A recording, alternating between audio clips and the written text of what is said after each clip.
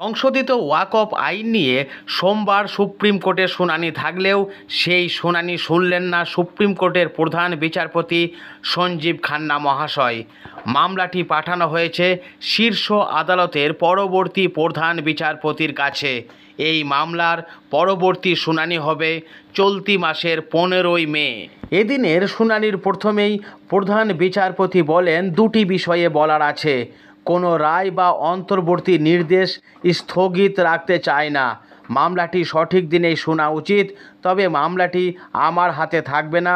আমরা মামলাটি বিচারপতি বি.আর. গাভাইয়ের বেঞ্চে পাঠাচ্ছি। উল্লেখ্য, বি.আর. গাভাই পরবর্তী প্রধান বিচারপতি হিসাবে শপথ নেবেন 14ই মে। বর্তমান প্রধান বিচারপতি সঞ্জীব খান্না সাহেব এই মাসেরই 13 তারিখে অবসর নিচ্ছেন। 14 তারিখে বি.আর. গাভাই সাহেব দেশের 52তম প্রধান বিচারপতি হিসাবে শপথ নেবেন। কেন্দ্রীয় সরকারের সংশোধিত ওয়াকফ আইন নিয়ে একাধিক মামলা হয়েছে।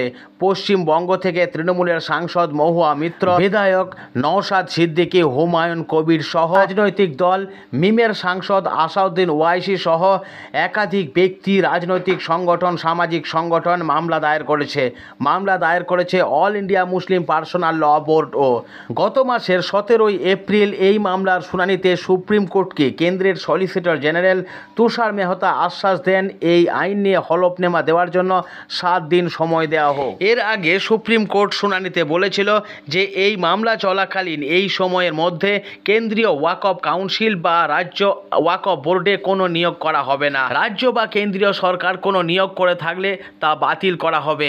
শুনানি চলাকালীন ওয়াকফ সম্পত্তির চরিত্র ও পরিবর্তন করা যাবে না। আর আজকে 5ই মে শুনানিতে কি হতে চলেছে তা জানতে সারা দেশবাসী কিন্তু উৎসুক হয়েছিল। দেশের মুসলিম সমাজ ছাড়াও রাজনৈতিক মহল, আইনি মহল তাকিয়েছিল সর্বোচ্চ আদালতের দিকে। কিন্তু আজ দেশের বর্তমান প্রধান বিচারপতি মহাশয় এই মামলার শুনানি শুনলেন না। তিনি পরবর্তী প্রধান বিচারপতি মহাশয়ের বেঞ্চেই পাঠিয়ে দিলেন। আগামী 15ই মে ওয়াকফ সংশোধনী আইন নিয়ে কি শুনানি হয় তা জানতে অধীর আগ্রহে অপেক্ষা করে রয়েছে দেশবাসী।